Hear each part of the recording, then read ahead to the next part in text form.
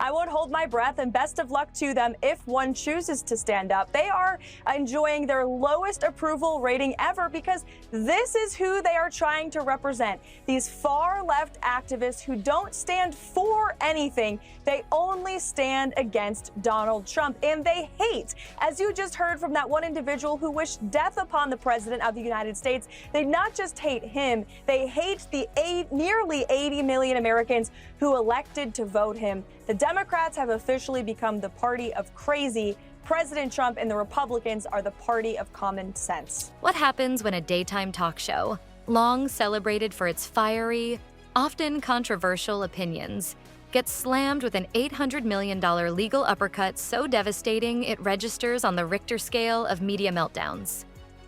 And what happens when the undisputed king of podcasting, Joe Rogan, decides to grab a metaphorical verbal steel chair and gleefully join the fray, commentating on the carnage with unrestrained delight? Buckle up, because The View, that seemingly untouchable bastion of daytime discourse, just got served a megadose of reality, a financial and reputational reckoning that has left Hollywood reeling and audiences everywhere buzzing. The fallout from this epic clash is not just dramatic, it's a potential game changer for the entire media landscape. It is the show that people love to hate. Yes, that's true. That's true. They get so much hate watching viral clips of them saying ridiculous things. I mean, Yeah. it is a rabies-infested henhouse. For years, The View has been a daily spectacle, a masterclass in caffeinated outrage, a self-proclaimed rabies-infested henhouse, as some of its more colorful critics have gleefully dubbed it. Morning after morning, its panel of outspoken hosts has dished out opinions with the subtlety of a foghorn, mocked political figures with unrestrained abandon, and, according to a growing chorus of dissenters, consistently spewed misinformation, all while meticulously positioning themselves as the unwavering moral authorities of daytime television. But their long and seemingly unshakable reign of unchecked commentary, their era of consequence-free pronouncements, was about to collide head-on with a very, very expensive legal snag, a multi-million-dollar wake-up call that no one, least of all the hosts themselves, saw coming.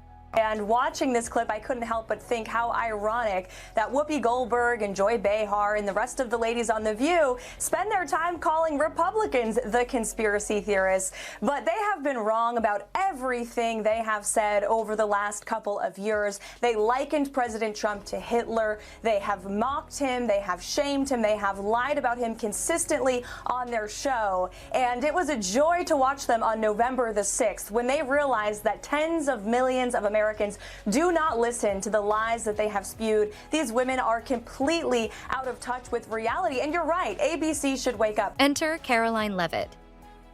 Often underestimated, frequently caricatured, and routinely painted as a villain by the self-righteous daytime panel, she decided she'd had enough. She didn't just get mad. She got a team of formidable lawyers. And this wasn't just a symbolic slap on the wrist, a minor PR inconvenience to be brushed aside with a dismissive on-air quip. This was an $800 million legal atom bomb, detonated with devastating precision right in the heart of their glittery, gossip-fueled, and seemingly impenetrable world. Karoline Leavitt didn't come to play.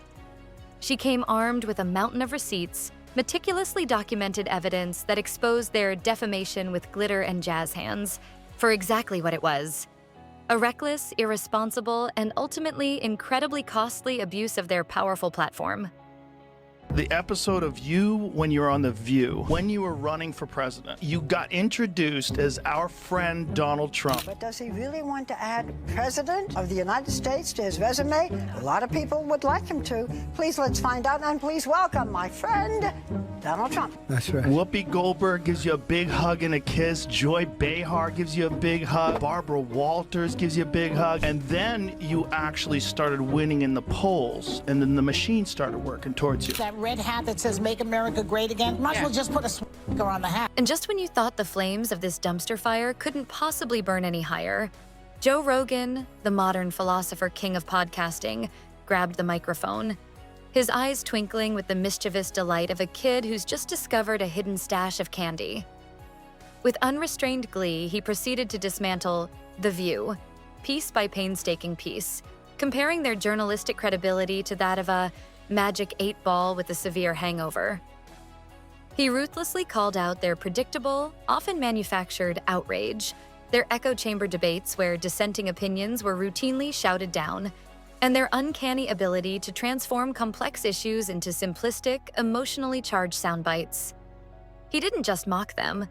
He declared Leavitt's monumental win a cosmic rebalancing of the scales, a moment of long overdue vindication for anyone who had ever been on the receiving end of their on-air condescension. And I get it. I also hate Joy Behar. So I don't love you, but I also hate that squawking bird. So I hate the whole thing. And frankly, that show, you want to talk about a show that set women back, is The View. You want to talk about that show. If the CIA is engineering, Antifa and fucking the Capitol riot, some crazy misogynist engineered The View. Because there's nothing worse than The View. In terms of there are so many brilliant women out there. None of them are on The View. None of them have gone near the set of The View. I mean, they have brought in the lowest tier of the, what is it, the Y chromosome? No, double X. Okay. Double X. They brought in the lowest of the double X's for that one. Rogan, however, didn't stop at surface-level mockery or cheap shots. With the precision of a seasoned surgeon, he dissected the very DNA of the show, calling out their specific ideological bubble, the almost ritualistic inclusion of a token conservative, who was then routinely shouted down, silenced, or patronized, and the carefully constructed illusion of informed, balanced debate. He pointedly reminded his millions of listeners how respected conservative figures like Meghan McCain and even a former Survivor contestant were treated on the show, systematically exposing the glaring hypocrisy of a program that constantly claimed to foster open discussion while actively and often aggressively stifling any viewpoint that dared to deviate from their rigidly enforced progressive orthodoxy. The culture shift between right and left authoritarianism, and now people don't recognize that if you just stop looking at it in terms of red and blue, look at the actions, whether it's war, suppression of free speech, pharmacological interventions that are mandatory, right. whatever it is, that used to all be associated with the authoritative right, the authoritarian right, and now those things are being embraced by the left. And I just think it's just an ideology thing, and I think we get confused and we think we're on the right side. We're on the right side, and if it's our side that's saying this, for sure that's the right thing to do, and no one's critically thinking about that. This wasn't just about an $800 million payout, a staggering sum that would make even the wealthiest media moguls break out in a cold sweat. Karoline Leavitt's victory sent a cultural earthquake, a seismic shockwave rumbling through the entire media landscape. Suddenly, every chat show, every opinion-based program that had ever casually blurred the lines between legitimate commentary and outright slander developed a collective nervous twitch. The internet, as it is wont to do, erupted with a joyous explosion of memes, skits, and compilation videos, with many celebrating the delicious irony of The View finally being forced to make their often reckless opinions pay-per-view. The carefully constructed wall of daytime TV invincibility had been breached, and the implications were far-reaching. The fallout for The View was immediate, brutal, and undeniably public. Advertisers, suddenly acutely aware of the reputational risk associated with the now legally toxic brand, began to flee faster than fake lashes in a Category 5 hurricane. Producers, reportedly in a state of near panic, started meticulously vetting every on-air sentence, every seemingly innocuous turn of phrase, terrified of incurring further legal wrath. The once impenetrable fortress of daytime smugness, the echo chamber where self-congratulatory pronouncements reigned supreme, was visibly crumbling, its carefully cultivated reputation deflating like a sad, punctured party balloon. And audiences, for perhaps the first time in the show's long history, started thinking critically about what they were actually watching, questioning the narratives and reassessing the credibility of the voices they had once, perhaps unthinkingly, trusted. This is the most important part. This was right after she was saying, we are run by ABC News. You should trust us, not Joe Rogan, who believes in dragons. So she by saying we should trust them because they're double-checked by ABC News, and then making the stupidest fucking statement. Like you didn't listen to what I said. Yeah. You didn't listen to what the wildlife about, and that's only a part of what he said. I can't the believe other Joy part of what he Behar said didn't was weigh- there was something before that where he was explaining encounters with giant reptiles. And then there's also, listen, It doesn't make sense to me There- that a middle-aged woman could be dumb. when you're worried about losing your job and Yeah. you're worried about podcasts taking over and who's the source of news and we said Donald Trump was Hitler but half the country disagreed with us and he won and this is fucking great and Joe Rogan believes in dragons. It's just frantic. It's Bro, foolish. if you believe What made this downfall even more remarkable, even more poetically just in the eyes of many critics, was how quickly it escalated from a seemingly controlled PR crisis into a full-blown, industry-wide rejection. While other celebrities and media entities have navigated scandals, weathered storms, and successfully managed to rebrand themselves, The View's fatal miscalculation was their unwavering, almost arrogant belief that they could charm, bully, or simply talk their way out of genuine accountability. But Hollywood, and more importantly, the legal system, can be remarkably unforgiving when blatant falsehoods are exposed, and no amount of well-timed Instagram posts, tearful on-air apologies, or humorous interview deflections could salvage the profound damage they had so carelessly inflicted upon themselves and their brand. Blake Lively, in a completely separate but thematically resonant drama, had similarly spent years shaping a narrative that positioned her as a feminist icon, a woman in control of her career, an actress who had defied the odds in the cutthroat world of Hollywood. She had once been seen as a symbol of effortless success, a beacon of style and grace. But beneath that polished, almost impossibly perfect exterior, a pattern of questionable professional decisions, alleged manipulative tactics, and a growing number of accusations that she had been difficult to work with, all conspired to create a picture of someone whose public persona was vastly and increasingly different from who she was perceived to be behind closed doors. This parallel narrative, though distinct, underscored a growing public weariness with carefully constructed celebrity illusions. Meanwhile, Ryan Reynolds, Lively's husband, had long maintained a reputation as one of Hollywood's most likable, approachable figures. He was the charming everyman, the guy who could effortlessly make fun of himself, balancing blockbuster success with a relatable, down-to-earth sense of humor. But his alleged response to the Justin Baldoni lawsuit, turning it into a joke, subtly attacking Baldoni in marketing materials, revealed a side of him that caught many by surprise. The moment the industry and the public saw through that carefully constructed facade, his once unassailable likability factor plummeted. A stark reminder that even the most beloved public figures are not immune to the consequences of their perceived missteps. Is that show has this very specific ideological bubble in which they operate in. You know, and they always bring on a token conservative woman and they yell over her and silence her. And, you know, they did that with Meghan McCain and they did that with what is that other blonde woman from Survivor? Do you remember her, Jamie? She was always yelling. I mean, it's just, it's a bizarre show. So we had 8 minutes, and America's approach to race, pretty big topic, pretty important topic. I think the way you, So- before you start, I think the Yeah. way you described it is brilliant and the way we should all look at it. Of course, you're going to see race. Yes. The idea of being colorblind is ridiculous, but Right. treat everybody. They're just human beings. The backlash against The View, much like the scrutiny faced by Reynolds and Lively, wasn't just about a single lawsuit or a specific incident. It was about their entire approach to fame, power, and the responsibility that comes with a public platform. Hollywood, and indeed the broader media landscape, operates on a delicate ecosystem of carefully maintained illusions.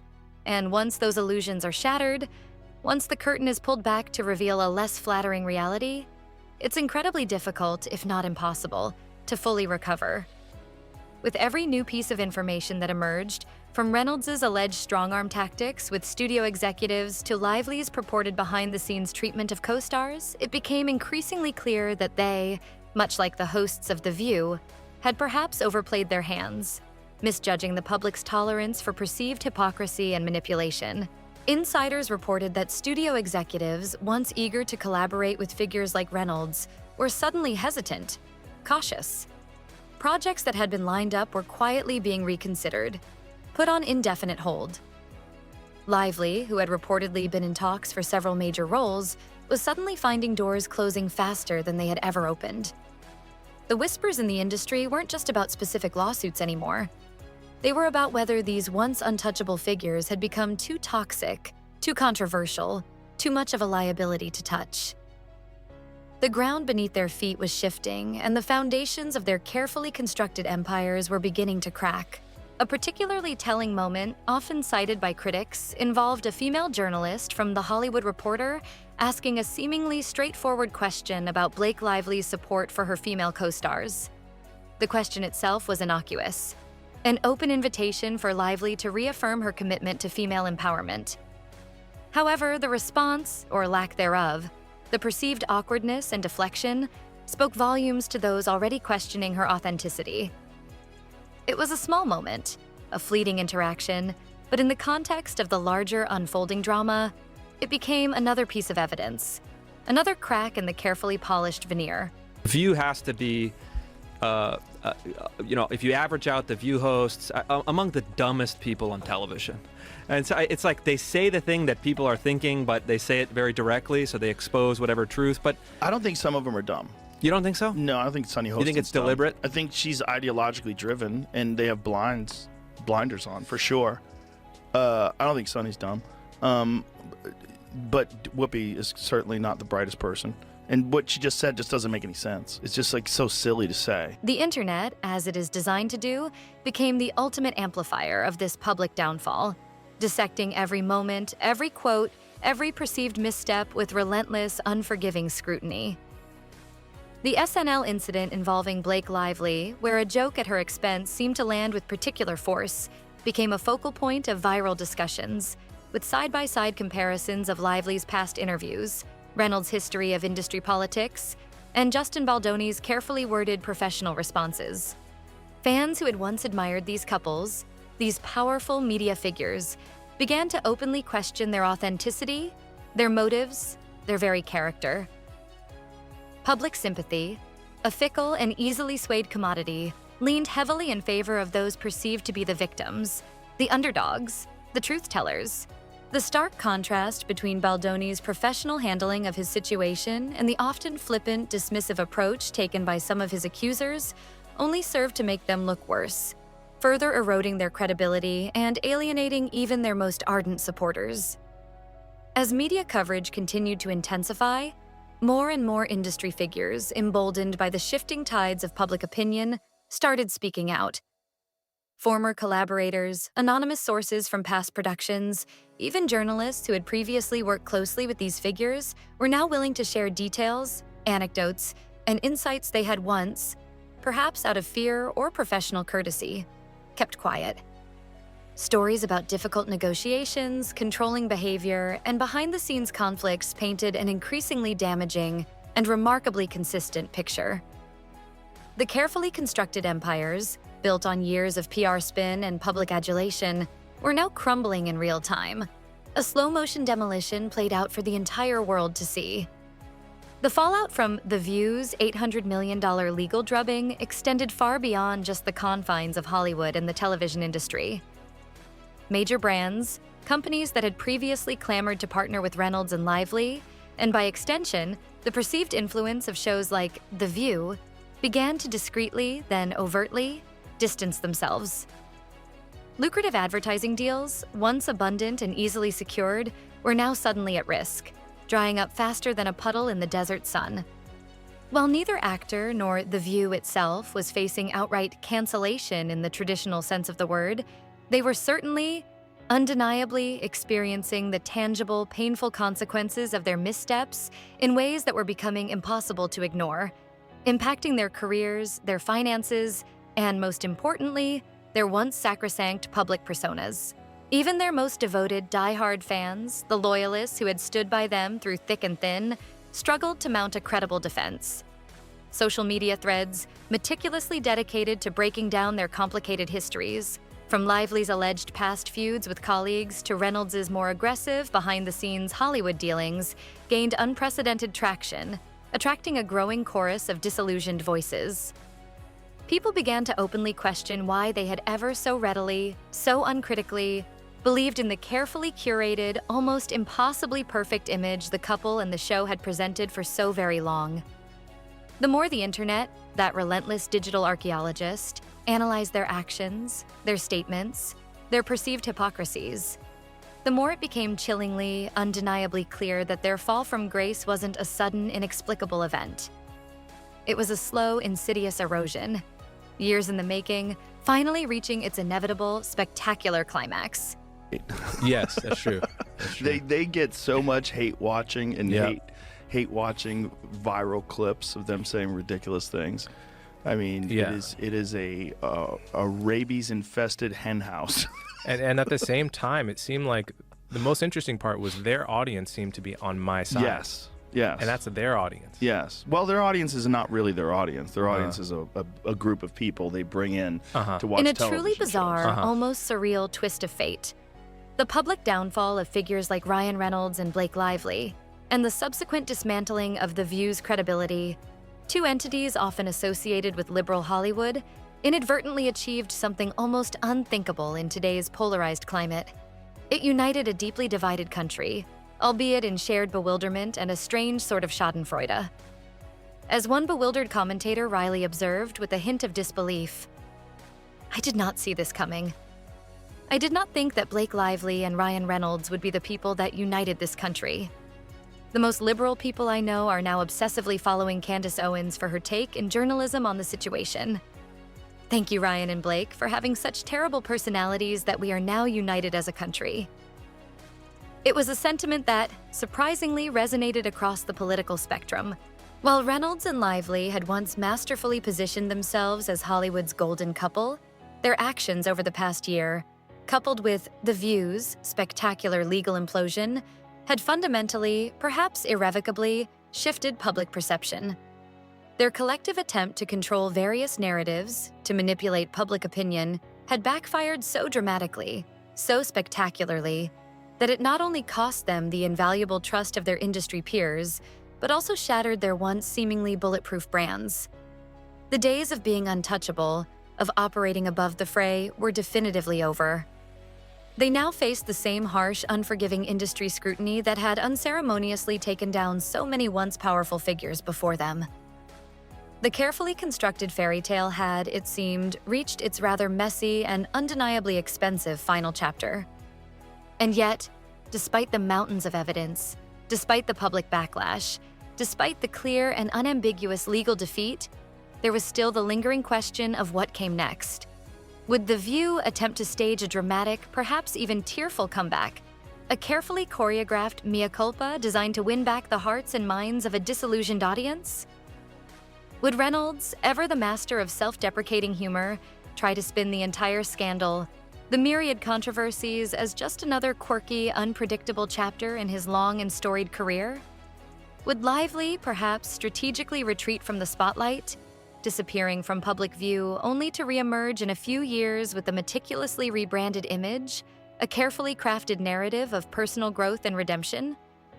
Or would they, and The View itself, simply fade into the long, crowded list of former power players, former media darlings who had flown too close to the sun, their wings melted by the heat of their own hubris? Worried about losing your job, and you're worried about podcasts taking over, and who's the source of news, and we said Donald Trump was Hitler, but half the country disagreed with us, and he won, and this is and Joe Rogan believes in dragons. I think it's insulting that you are trying to test my knowledge of economics and the decisions that this president has made. I'm now regret giving a question to the Associated Press. You're asking me for what the president's justification is for these tariffs. It's not up to you. You're not the president, Gabe.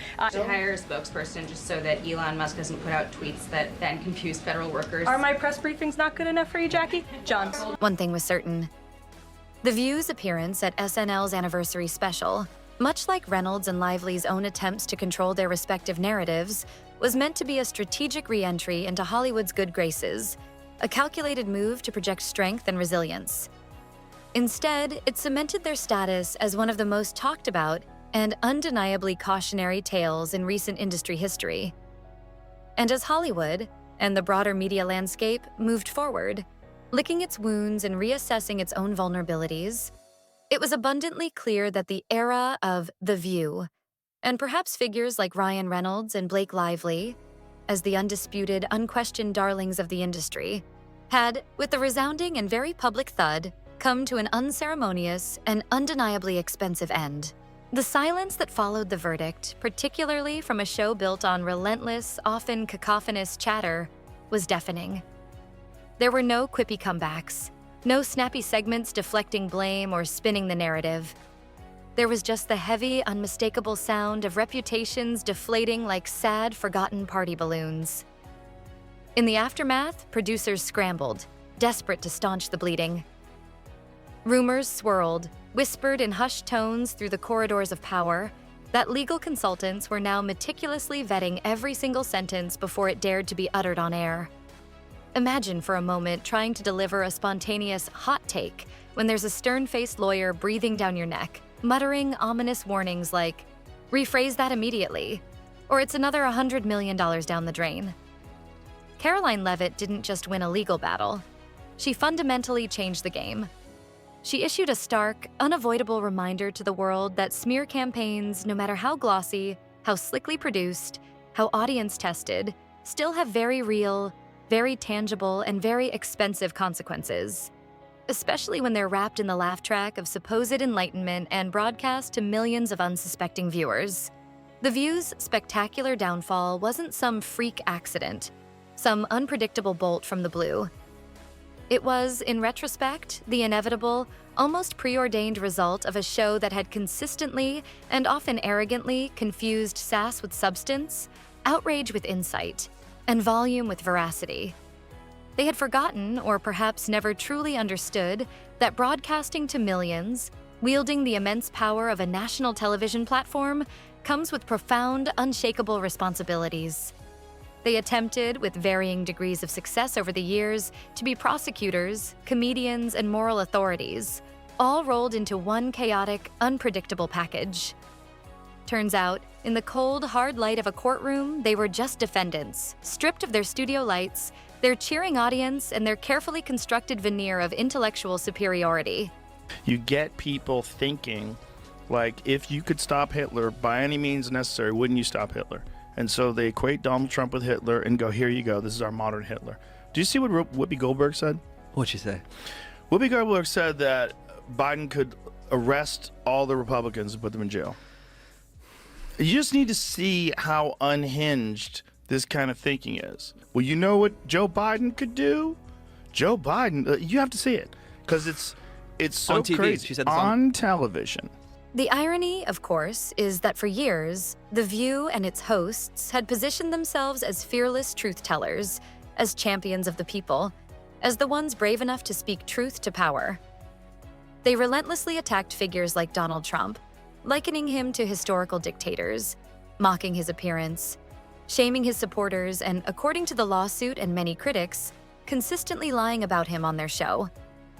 They seemed to genuinely believe they were shaping public opinion, guiding the national conversation, acting as a moral compass for a confused and wayward nation. The unbridled joy, the almost giddy relief they displayed on November 6th when they realized their preferred political outcomes had not materialized, when they were confronted with the stark reality that tens of millions of Americans simply did not listen to or believe the narratives they had so aggressively spewed, was a telling moment, a glimpse behind the curtain of their self-assured pronouncements. These women, as one commentator bluntly put it, were, and perhaps still are, completely out of touch with reality. The call for ABC, their parent network, to wake up and reassess the value and the liability of such a polarizing and increasingly discredited program grew louder with each passing day. The moment that $800 million verdict dropped, you could almost hear the collective shattering of 1,000 coffee mugs in slow motion across America. A symbolic representation of the breaking of an illusion, the end of an era. Karoline Leavitt didn't just win a lawsuit against The View, she effectively vaporized them, and not in the usual metaphorical Twitter ratio kind of way. No, this was $800 million worth of televised recklessness, years of unchecked arrogance, finally, inevitably, colliding with the immovable, unforgiving brick wall of accountability. It was, in every sense of the word, a legal atomic bomb, detonated right in the middle of daytime television's glittery, gossip-fueled, and hitherto untouchable utopia. And as the dust continues to settle, as the legal bills get paid, and as the memes continue to fly fast and furious across the internet, The View now serves as a stark, almost tragic, cautionary tale. They once thought they were delivering truth to power, shaping the national discourse, holding the powerful accountable. Turns out, they were merely the warm-up act for their own spectacular and remarkably expensive legal roast. Karoline Leavitt, the underestimated plaintiff, emerged not just as a victor, but as a symbol of cultural correction, a testament to the enduring power of truth in the face of overwhelming media spin. And as for Joe Rogan, he's undoubtedly still laughing, still shaking his head in disbelief, and still relentlessly reminding the world, with his characteristic blend of brutal honesty and biting humor, that when you build your media empire on a shaky foundation of smugness, gossip, and consequence-free commentary, it only takes one determined lawsuit, one meticulously prepared legal team, to turn your once proud set into a universally recognized and endlessly mocked cautionary tale. Call it justice. Call it karma. Call it daytime TV's long overdue reckoning. Just don't, whatever you do, call it journalism. Because now, thanks to Karoline Leavitt and a courtroom that refused to flinch, everyone knows exactly what The View is truly worth. About $800 million bucks, and every last hard-earned penny of it was, in the grand scheme of media accountability, an absolute bargain.